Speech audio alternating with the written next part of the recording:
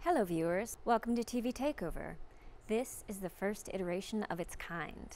TV Takeover is run by a collective of artists and filmmakers out of Open Signal, Portland Community Media Center. What you see might seem a little strange, but we will walk you through it. We are simultaneously broadcasting content on two channels, channels 22 and 23 on Comcast in the Portland, Oregon area. In other words, TV Takeover is a two-channel intervention. In some ways, you could think of it as a two-channel installation or a choose-your-own-adventure story. Throughout the 30-minute show, you, as the viewer, will be asked to click back and forth between channels 22 and 23 with your remote. This will allow you to follow the story as it was meant to be seen. We will advise you to change channels with two prompts: a green dot and a beep. Together it will work like this. We are only on channels 22 and 23, so be sure to flip back and forth or up and down when you hear and see the prompt. Let's try it now. When you hear the beep, follow me to channel 23. Here I am on channel 22. If you had stayed where you were, you would have met my colleague Jamie. Let's try it again. Follow me to channel 23. Great. I think you're starting to get the hang of it. Now, sit back with your remote in hand as we work together to take over TV.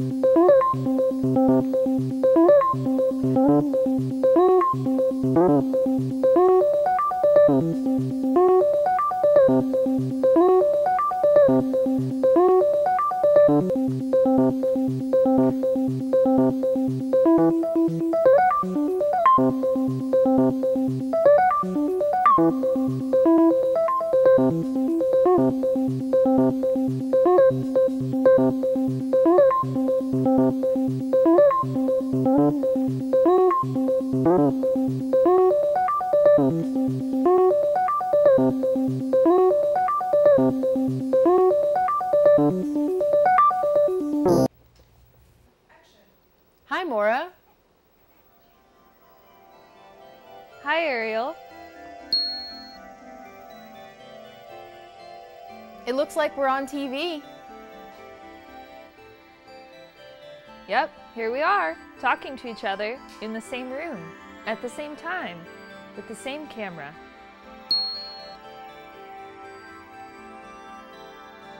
We're inside the studio being filmed by Open Signal staff and producers in Portland, Oregon. Hi, guys.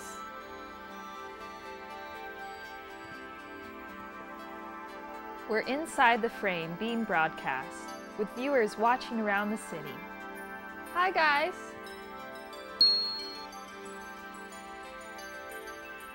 I'm talking to you from channel 22 on Comcast. This channel reaches residents in Portland, Oregon. I'm talking to you from channel 23 on Comcast. This channel reaches residents in Portland, Oregon and Multnomah County. It's like we're apart, but we're together. We're just a screen away. We're just a channel away. We're just a click away. What's in a click? It's a physical action, right? We're trained by remote control. Even our fingers learn the choreography necessary to navigate the system.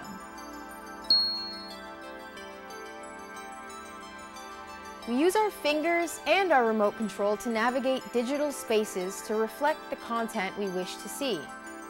TV and digital technology can be a mirror. It can show us the content we wish to see, which reflects our values and our opinions. But it can also inform us of information that we were unaware of, or opposed to, or apathetic to. You know, there was a time when viewers had no control of the content that was being produced. They were only able to consume. Large broadcasting companies held the tools of production and distribution.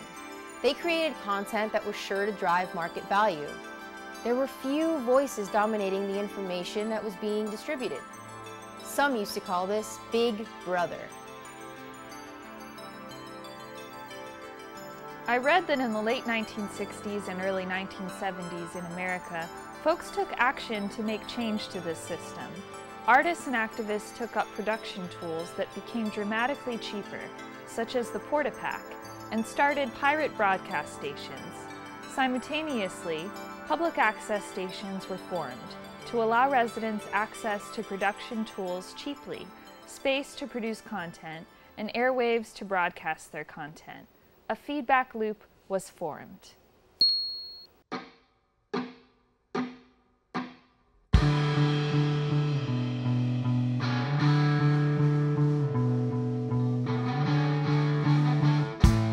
Even 10,000 hypocrites are not an invincible army. No man can cry his truth to the world if he doesn't know his own story. Spouting gray, please don't go away. Tell your stories again and again and again and again.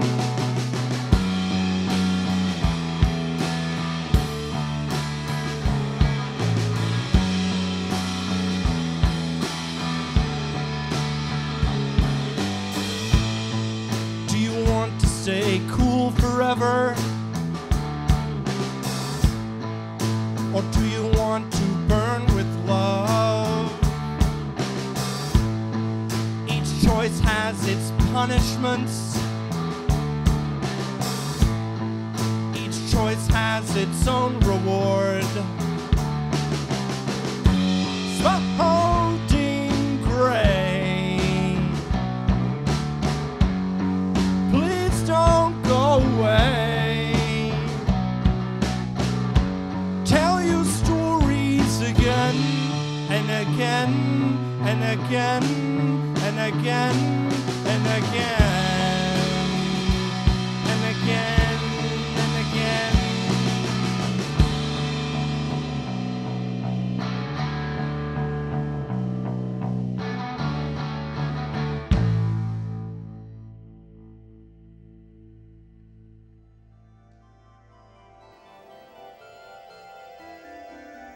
Want to hear a Wikipedia definition? Public access television is a form of non-commercial mass media where the general public can create television programming which is narrowcast through cable TV specialty channels.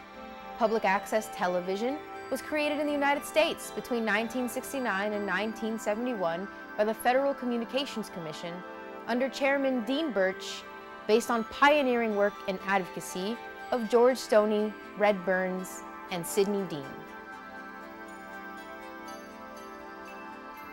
More locally than that, in Portland, the Mount Hood Cable Regulatory Commission, or MHCRC, oversees the negotiations of contracts between the city and cable providers to channel funds to two cable access organizations. These are Open Signal and Metro East. These two organizations have been around for the past 35 years. Through the contract, funds from the cable companies, Comcast and CenturyLink, are funneled through the city and to the public access stations to provide gear, space, and education for residents to use technology to share their stories, experiences, and expressions to a larger audience. Yep, and through this contract, OpenSignal has access to 5 channels on Comcast and CenturyLink. We're taking over 2 of them right now. MHCRC manages the contract, but OpenSignal facilitates the access and usage of the tools. It takes folks both in front of and behind the camera to create content, with the tools of production as a mediator of content creation and distribution of their ideas, stories, and values. I guess there is inherently a system of visible and invisible labor that shapes the content created. This has been staged and choreographed. This is a performance. The talent, the crew, the cameras, the switchboard, the files, the playback have all been practiced. We are televising the congregation of efforts, both in front of the camera and behind, to intentionally manipulate an experience of interactivity and conversation.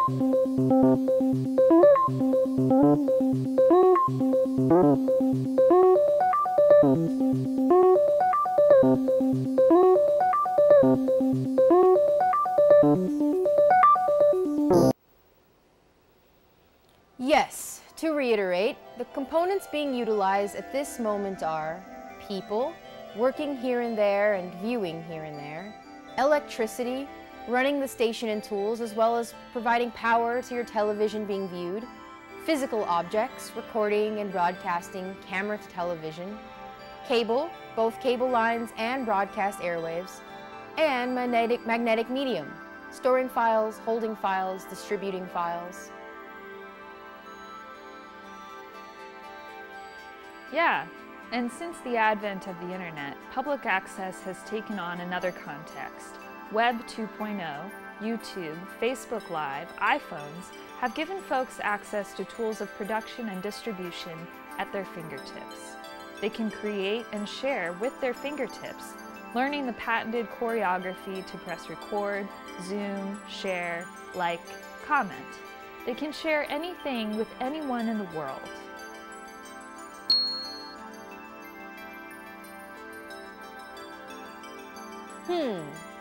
Did you know that cable television was once touted as a revolution in electronic communication? Sure, they could compete with other shows and companies to produce video content that could be narrowcasted. In creating both physical and digital relics, recording hyper-personal information for a hyper-local audience. But it is about community. It's about people using the technology. It's about the technology mediating the message. It's about me speaking to you here, and now, and there, and then.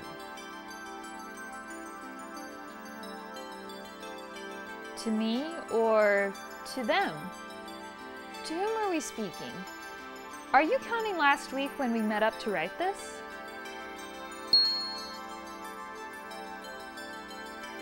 Sure, all of that. Do we exist right now? Or are we only existing now on a server? I guess not just a server, we're also existing on this channel.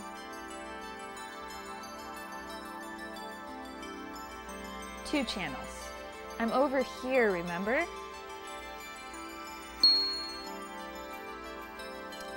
Yes, that's right. Are we the input or the output right now? We are inputting choreographed language and movement into the lens of that camera.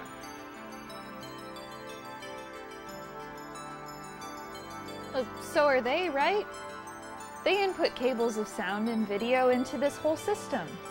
But I think they're definitely a part of the output too. They also put output cables of sound and video through the server to broadcast this moment.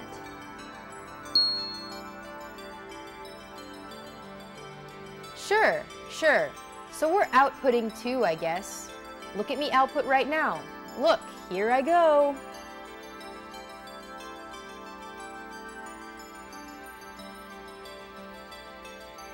That's fun. It's weird, isn't it? What? That this conversation can only happen right here and right now. I wonder how our performance is going right now. We won't know until later, but they might be able to tell us now.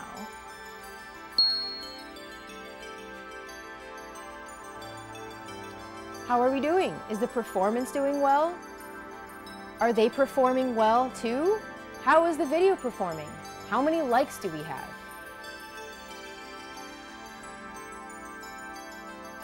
That's not how this works. Remember, we're not on the internet. Oh yeah, but there are other ways to measure video performance.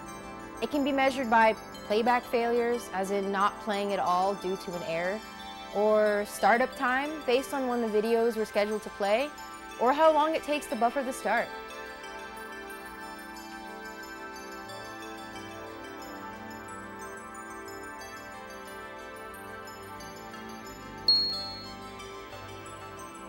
What happened?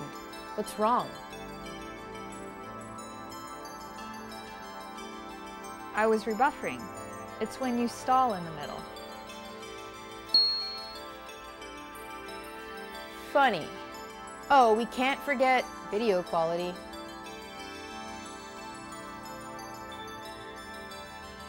That's a contentious issue. To some. It's definitely the hardest to measure. It can be contaminated or controlled at any stage. We could be acting poorly. The lights could cast some nasty shadows. The sound could not be balanced. The crew could be late. The cameras could have low resolution. The server could be slow. The airwaves could have a low signal quality. We don't control that. Don't people like shiny HD?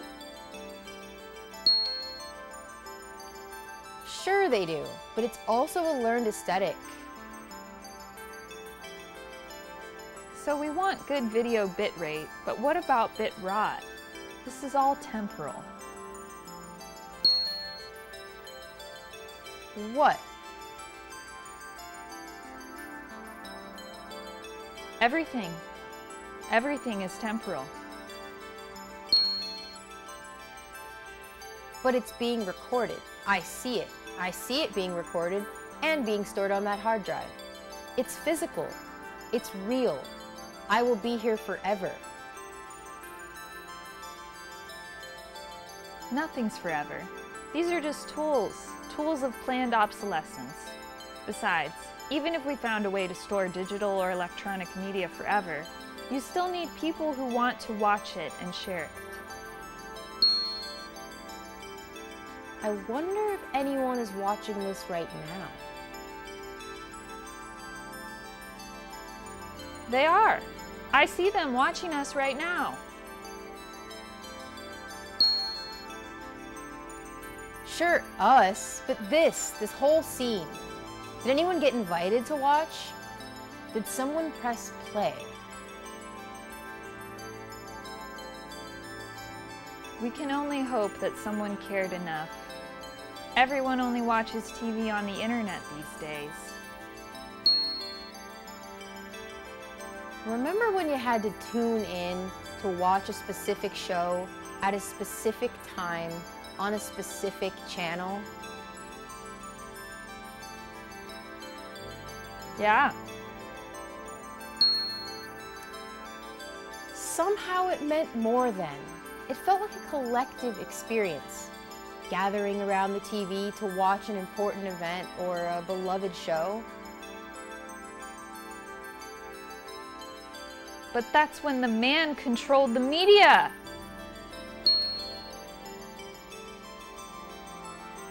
We've been over this already. We've had participatory media since the 70s.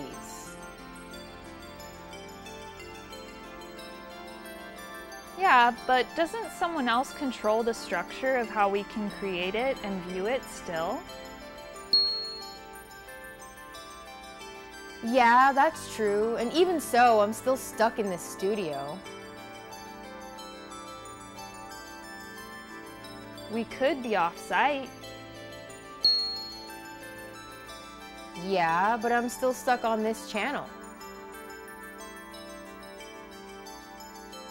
You could come to this channel.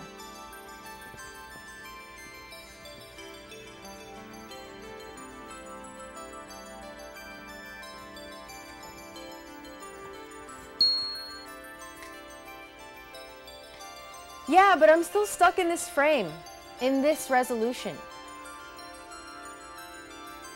You sound like you're stuck in a feedback cycle, constantly reflecting on yourself. Feedback cycle, eh? The feedback loop was one of the first classic techniques of experimental video, facing the camera onto the output screen to create an everlasting loop of content, forever reflecting itself into the perceived distance.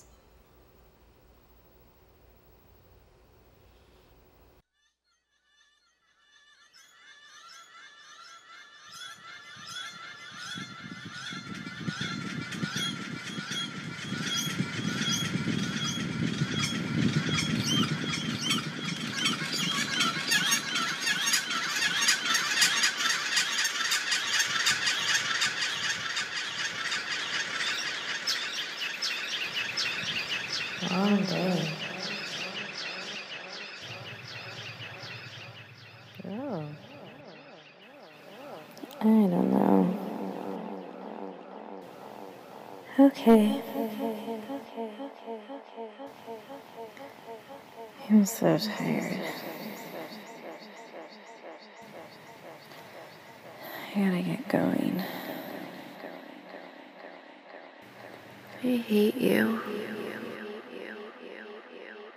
I'm cracking myself up. Feels good to be home. Why are we?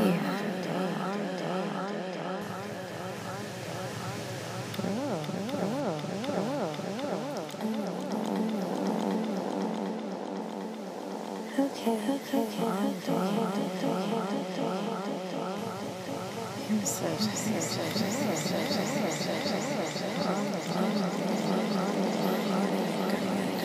long day. Oh.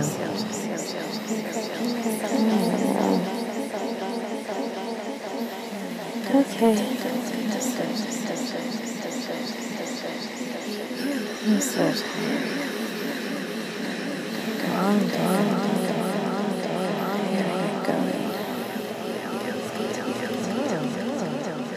Hate you. I'm cracking myself up.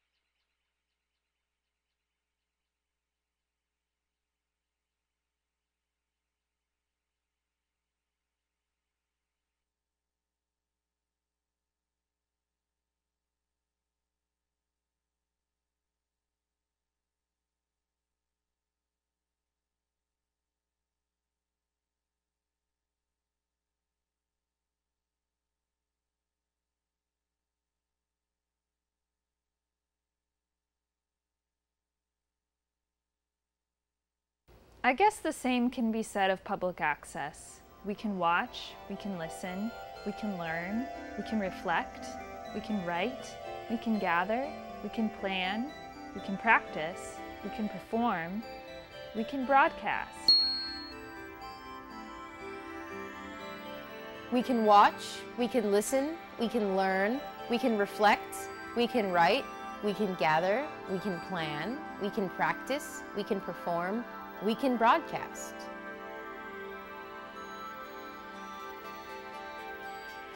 We can watch, we can listen, we can learn, we can reflect, we can write, we can gather, we can plan, we can practice, we can perform, we can broadcast.